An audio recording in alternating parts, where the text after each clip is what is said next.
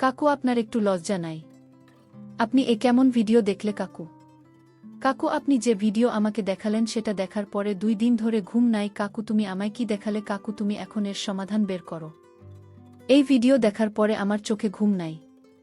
কাকু তখন বলল, এর সমাধান খুব সহজ। আমি এর সমাধান করে দিতে পারব। তোমার ভালো ঘুম হবে। মা, আমি বললাম, তুমি বেহুশের মতো ঘুমোবে। আমি কাকুকে হতাশ হয়ে বললাম, কাকু আমি ঘুমাতে চাই, কি করলে আমার ঘুম আসবে? কেন তুমি আমায় ভিডিও দেখালে? কাকু তখন বলল, আজ রাতে তুই আমার ঘরে আমার জন্য একটি চা নিয়ে আসিস। তারপর আমি তো সমস্ত সমস্যার সমাধান করে দিব। আমি যখন রাতে কাকুর জন্য চা নিয়ে ঘরে গেলাম, তখন কাকু বলল, তুমি বিছানায় চুপ করে শুয়ে পড়। আমি কাকুকে বললাম, কাকু আপনার রুমে আমি থাকব কেন? কাকু তখন বলল, তুমি যদি ঘুম চাও তাহলে আমার এই বিছানায় শুয়ে পড়ো। তারপর আমি যখন বিছানায় শুয়ে পড়লাম, তারপর কাকু আমার সাথে সারা রাত ধরে। বন্ধুরা, আমার নাম সালমা। এখন আমার বয়স মাত্র 14 কি 15 বছর হবে। আমি এবার 8ম শ্রেণী পাশ করেছি। আমার পড়ার খুব শখ ছিল, কিন্তু বাবা আমার লেখাপড়ার বিপক্ষে ছিলেন। আমি আমার মা এবং কাকাকে বললাম, আমি আরও পড়াশোনা করতে চাই। তাই এখন আপনারা দুজনেই আমাকে সাহায্য করুন এবং আমার বাবাকে রাজি করান। কাকার দিক থেকে অনেক চেষ্টা করেছিল, কিন্তু বাবা কিছুতেই রাজি হচ্ছিল না। কারণ সে বলতো, আজকাল স্কুলে পড়াশোনা কম আর প্রেম প্রীতি বেশি হয়। তখন কাকা বাবাকে বুঝিয়ে একভাবে আমার গ্যারান্টি নিলেন যে আমি এরকম কিছু করব না, শুধু পড়ালেখার করব। তখনই বাবা আমার স্কুলে পড়তে দিতে রাজি হন। আর কাকে বলেন, আজ থেকে সালমার দায়িত্ব তোমার। যদি সে এমন কিছু করে যা এই ঘর পরিবারের সম্মান ক্ষুণ্ণ করে, তাহলে সালমার সাথে তোমার ভালো হবে না। কাকা বাবাকে বললেন, ভাই চিন্তা করবেন না, আমি সালমার প্রতিটি গতিবিধির উপর নজর রাখব। এই সময় আমি জানতাম না যে কার মনে কি ছিল আর কেন তিনি আমাকে এত সমর্থন করছেন। কিন্তু আসল ব্যাপার হল, আমি কখনো ভাবিনি যে কাকার সাথে আমার বন্ধুত্ব এত গভীর হয়ে উঠবে। তারপর কয়েকদিনের মধ্যেই কাকা আমার সাথে গিয়ে আমাকে ক্লাস 9-এ ভর্তি করিয়ে দিলেন।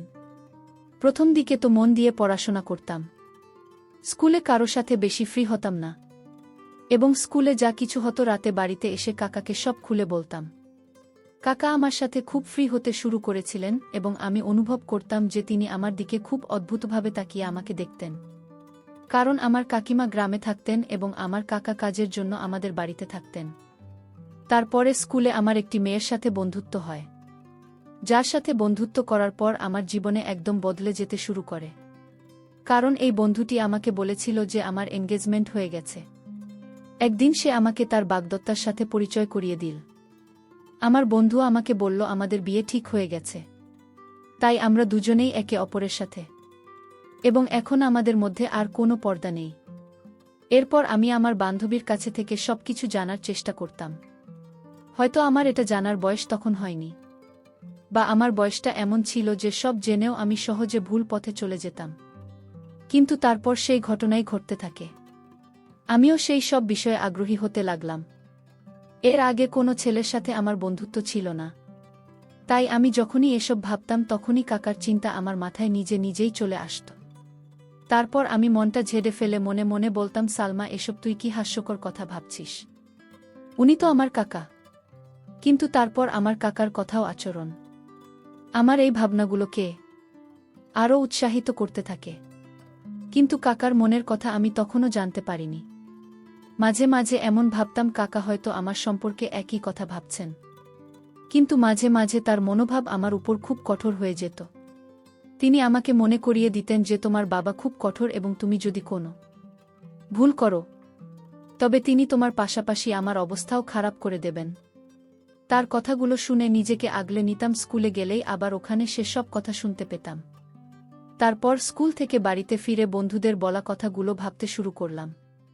সেদিন কাকার কাছ থেকে বাড়ি ফিরলে তিনি এসে আমার পাশে বসলেন এবং কথা বলতে লাগলেন। কি ভাবছে জানি, তাও আবার এত গভীরতা নিয়ে কাকার দিকে তাকিয়ে বললাম, কাকা জানো আমার বন্ধু আজ আমাকে কি বলেছে? প্রতিবারের মতো আজও আমি আমার মনের কথা কাকার সাথে ভাগাভাগি করতে লাগলাম। ছোটবেলা থেকেই আমার একটা অভ্যেস ছিল, আমি কাকে সব খুলে বলতাম, সেটা যেমন কথা হোক না কেন। এরপর কাকা আমার দিকে তাকিয়ে বললেন, হ্যাঁ বলো, তুমি কি বলতে চাও? তোমার বন্ধু তোমাকে কি বলেছে? আমি তাকে বললাম, আমার বন্ধু আমাকে বলেছিল ইন্টারনেটে অনেক ধরনের ভিডিও আছে, যেসব ভিডিওতে সব ধরনের তথ্য পাওয়া যায়। তাই আমি বলছি কি কাকা, তোমার যে মোবাইলটি আছে, আর তাতে তো নেট প্যাকেজও আছে, তুমিও নিশ্চয়ই সেই ভিডিওটি দেখেছ।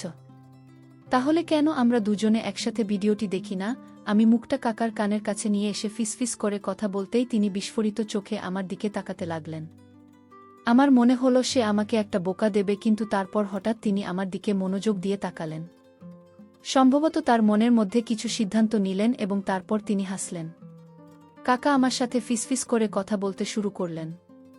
তোর বাবার সামনে এমন কথা ভুলেও যেন বলিস না, নইলে তোর বাবা শুধু তোর অবস্থাই খারাপ করবে না, তার সাথে আমাকে ঘর থেকে বের করে দেবে, কারণ আমি তোর দেখভালের দায়িত্ব নিয়েছি। তখন আমার থাকার সমস্যা হয়ে যাবে। বাকি রইল ভিডিও দেখার কথা। ভিডিওটি দেখার জন্য তুমি রাতে আমার রুমে আসতে পারে, আমি তোমাকে সব ধরনের ভিডিও দেখিয়ে দেব। কাকার চোখে একটা উজ্জ্বল দুষ্টুমি ছিল, যা আমি সেই মুহূর্তে বুঝতে পারিনি। এরপর কাতার রুমে চলে গেলেন এবং আমি পড়াশোনা করতে লাগলাম। পড়তে পড়তে আত্মসময়ের কথা ভাবতে লাগলাম। এখন আমার মন বইয়ের প্রতি আগ্রহী ছিল না, আর আমি ভাবতে লাগলাম আজ রাতে কি ভিডিও দেখা হবে তো, কিন্তু পড়াশোনা করাটাও খুব জরুরি, কারণ কাকা পড়াশোনার ব্যাপারে খুব কড়া এবং আমাকে বলতেন তোমার পড়াশোনা আগে। তিনি বলতেন তুমি যদি পড়ালেখায় ভালো হও তাহলে তোমার বাবা বুঝবেন এবং তোমার স্বাধীনতার দরজা তোমার জন্য খোলা থাকবে। তার বক্তব্য আমার কাছেও একেবারে সঠিক মনে হতো। তাই আমি আমার মন থেকে সমস্ত কিছু মুছে ফেলে এক আগ্রহের সাথে আমার স্কুলে যেতে লাগলাম। আমি অপেক্ষা করতে লাগলাম কখন রাত হবে। রাত হলে শান্তিতে কাকার রুমে গেলাম। রুমে গিয়ে দেখি কাকা মেয়েদের পত্রিকা দেখছিলেন। আমাকে দেখামাত্র তিনি হাসতে শুরু করলেন এবং পত্রিকাটি লুকিয়ে ফেললেন। শীতের মৌসুম চলছিল আর দিনকে দিন ঠান্ডা বেড়েই চলেছে। আজ রাতে খুব ঠান্ডা ছিল, তাই আমি গিয়ে কাকার বিছানায় তার কাছে গিয়ে বসলাম। এরপর তাকে বললাম, এখন তাড়াতাড়ি ভিডিওটা দেখাও, না হলে বাবার আসার সময় হয়ে যাবে। তারপর আর সময় নষ্ট না করে কাকা আমাকে ভিডিও দেখাতে লাগলেন। ভিডিওটি দেখার সাথে সাথে আমার যে কি হচ্ছিল তা বোঝাতে পারবো না, কিন্তু কাকতালীয়ভাবে আমরা মাত্র কয়েকটি ভিডিও দেখেছিলাম। যখন বাবা আমাদের রুমে এলো এবং সে আসার সাথে সাথে আমার সাথে কথা বলা শুরু করলো, এত রাতে কার ঘরে কি করছো, তোমার রুমে যাও। বাবা খুব কড়া প্রকৃতির মানুষ ছিল এবং আমি তাকে অনেক ভয় পেতাম। তাই বাবা যখনই কথাটা কঠোরভাবে বলল, আমি সব ভুলে দ্রুত আমার রুমে চলে আসলাম। ভাবলাম বাবা কাকা রুম ছেড়ে নিজের রুমে যাওয়ার সাথে সাথে আমি আবার কাকার রুমে চলে যাব। কিন্তু এই রাতে বোধ হয় কাকার সাথে বাবার কিছু জরুরি কাজ ছিল। বাবা অনেকক্ষণ কাকার ঘরে বসে রই, আর অপেক্ষা করতে করতে আমি কখন ঘুমিয়ে পড়লাম বুঝতেই পারিনি। আর বাবা কখন যে রুম থেকে চলে গেল তাও জানি না। পরের দিন স্কুল থেকে ফিরে রাতের জন্য অধীর আগ্রহে অপেক্ষা করতে লাগলাম, কারণ আমি কিছু ভিডিও দেখে নিয়েছিলাম। আর যখনই সময় হল কাকার রুমে চলে গেলাম ভিডিও দেখতে। কিন্তু কাকা বললেন, এই মুহূর্তে আমি আমার অফিসের কাজ শেষ করছি, এক কাজ করো, কিছুক্ষণ পর আমার রুমে এসব ভিডিও দেখাত। সকাল থেকেই ভিডিও দেখার জন্য আগ্রহী হয়ে বসেছিলাম, তাই কাকার উপর একটু রাগ করে বসে রইলাম। আমার মোবাইলে হোয়াটসঅ্যাপ ইনস্টল করা হয়েছিল। তখন একটি নতুন নম্বর থেকে একটি মেসেজ এল। তার পাঠানো ছবি দেখে আমার চোখ বিস্ফোরিত হয়ে ওঠে।